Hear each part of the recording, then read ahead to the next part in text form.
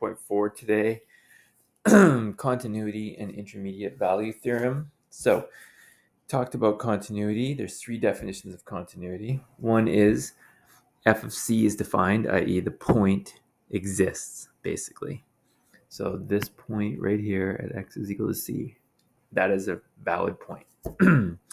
The limit as you approach that point exists. That makes sense because if we come from the right side and the left side, we are approaching the same number, therefore the limit exists.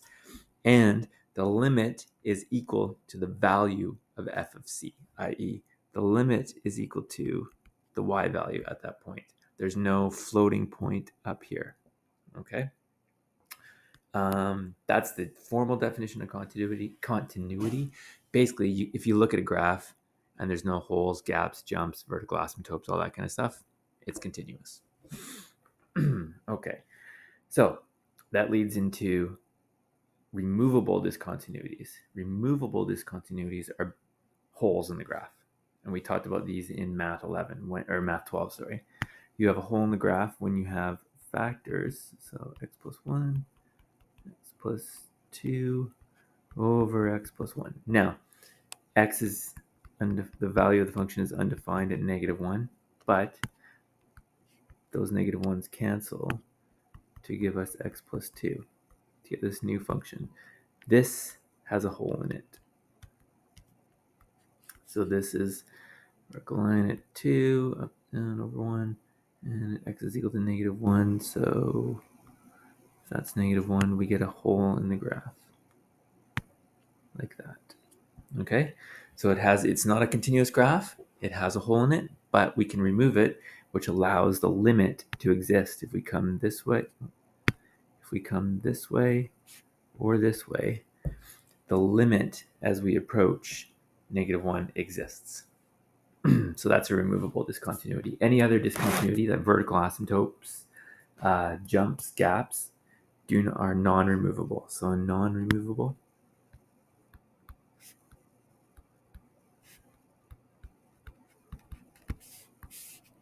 discontinuity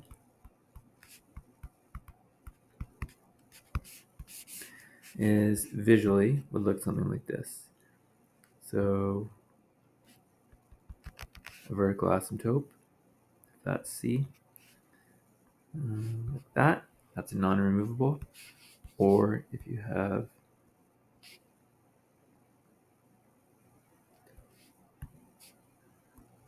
a gap or a jump in the graph, and those cannot be removed. So the limits, and you can see the limits basically at those points do not exist. If I call that C, the limit as x goes to C of f of x for either of these functions does not exist. Okay. So, all right. So these show up in piecewise functions. You get these gaps and jumps, but they're not always non-removable. So let's have a look here. If I gave you question number 1 and I said, what is the limit as, x goes to 3 of f of x, and I define f of x to be a piecewise function that is x squared, x is less than 3, and 1 minus x when x is greater than 3. This should be less than or equal to. There we go. Okay, so basically, is this a non-removable or a removable discontinuity? Or does the limit even exist? So we go, you're going to do one-sided limits. So you're going to go, okay, what's the limit if I come from the right side, positive side of this function? Well, if I'm coming from the positive side, those are numbers bigger than 3. So that means I'm using this. So I'm going to go the limit as x goes to 3 positive of 1 minus x. Which if I plug 3 in there, I get 1 minus 3, which is -2. Okay. And then I do it from the other side. As x goes to 3 from the negative side. If we're coming from the negative side, those are numbers that are less than 3. So I have to use the x squared. So it's the limit as x goes to 3 from the negative side of x squared, which is 3 squared, which is 9. Now, these two one-sided limits don't match.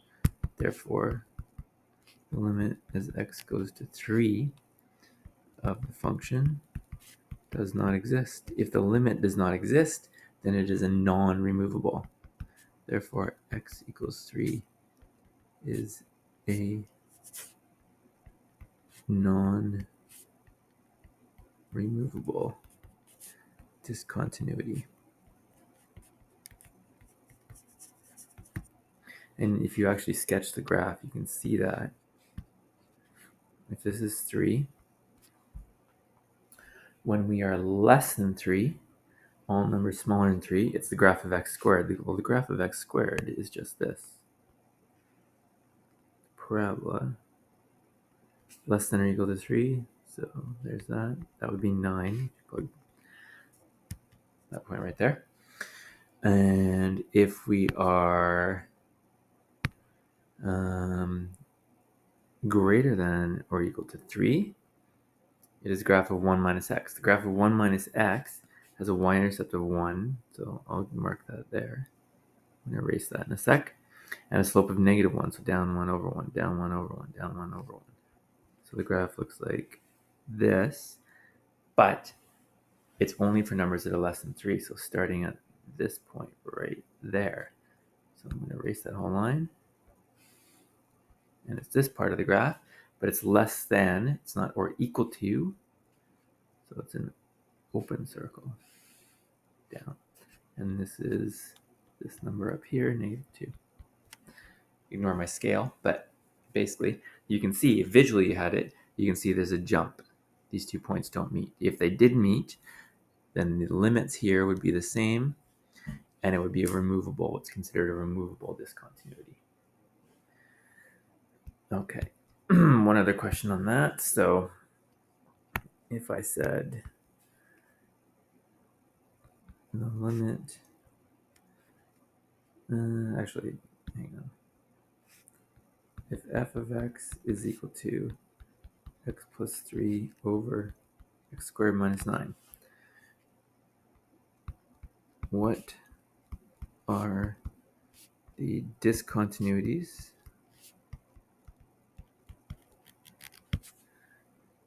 and which, if any, are removable? Okay, well,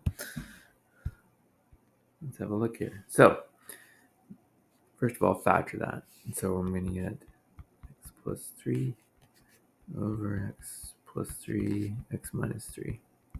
Okay, we have two discontinuities. We have a discon. I'm going to shorten it to discon because I'm too lazy. We have two of them at x is equal to plus minus 3. Are any of them removable? Well, the x plus 3's cancel, and I get 1 over x minus 3. Okay. We clearly removed one, the x plus 3. So we have a removable discontinuity at x is equal to -3, what made this 0, and a non-removable,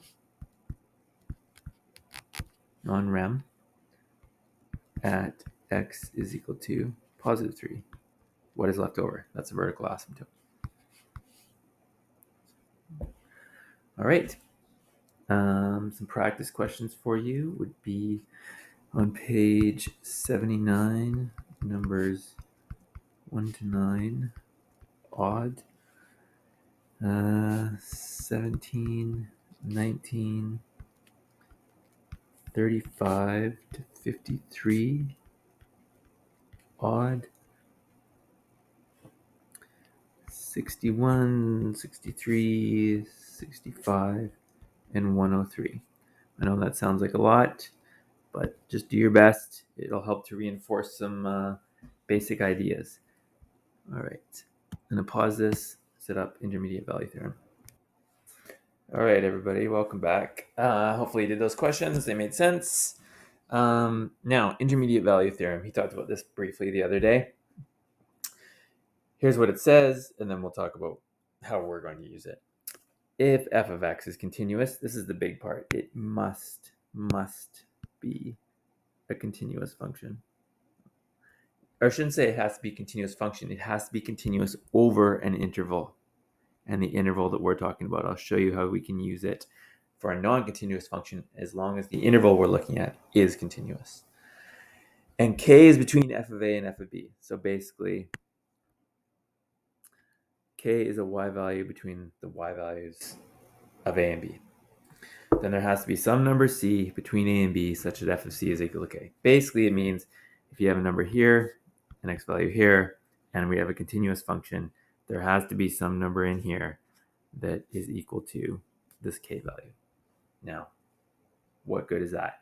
Obviously, we're going to use it for x-intercepts, but when you get into the higher levels of math, this is used to prove if an answer actually exists, because there's no point in trying to solve a really complicated question if there's no answer on the domain that you're looking at, okay? So the first thing you need to do is show that there has to be an answer. And if there has to be an answer, then you can go about finding that answer, okay? All right, so we're going to look at a function that is not continuous, but is continuous on our interval. So we have f of x is equal to x squared plus x over x minus 1. Prove that at least 1, 0 exists between -2 and 0.5. That's our domain, okay? And inclusive. The square brackets mean inclusive. Now, obviously, this function is not continuous. It has a discontinuity at x equals -1.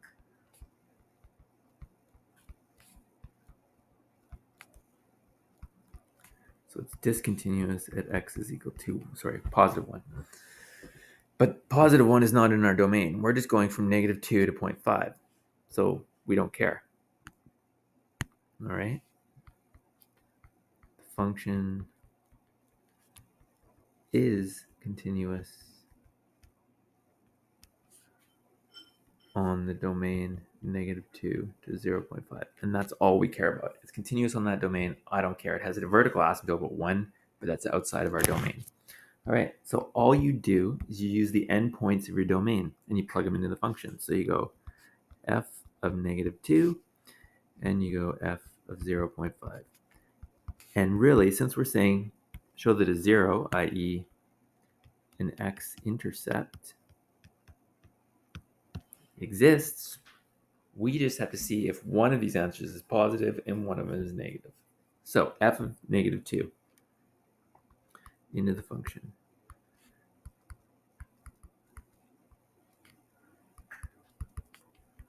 -2 squared is 4.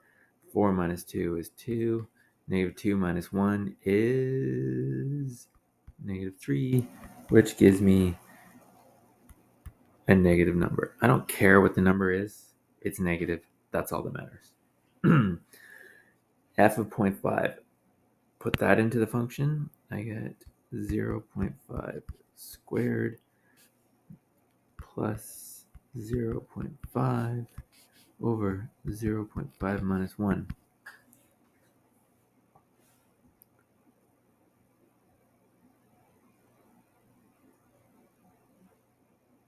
Oh, hang on. Oh, that's supposed to be a negative. Sorry. Negative. Negative. Negative. And negative. Sorry, my apologies. Helps if you write the question out properly. Okay. Negative. There we go. So negative 0.5 squared is negative a quarter. or it is a decimal. Oh, sorry, it's positive. Minus 0.5 over negative 0.5 minus 1 is negative 1.5. Now, remember, all we care about is if it's negative or positive. So 0.25 minus 0.5 is a negative number. Negative 1.5 is a negative number. What's a negative divided by a negative? It is positive.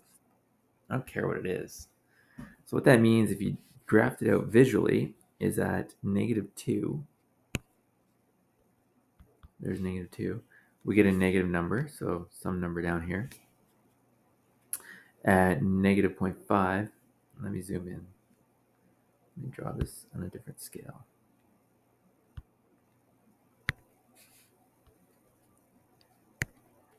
Negative 0.5, we get a positive number. So we're up there. Our function is continuous on this domain, i.e. there's no breaks. So we know the graph, if it's continuous, there can't be a jump, a break, a vertical asymptote, anything. So we know that it must cross the x-axis at some point. So there has to be one. Now, it could cross it multiple times, but we've shown that it has to cross it at least once.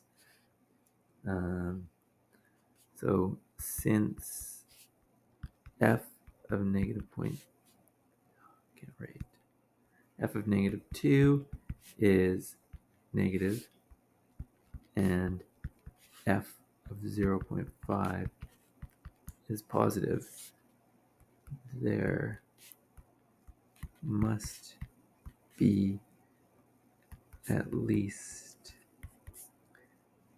1, 0, or x-intercept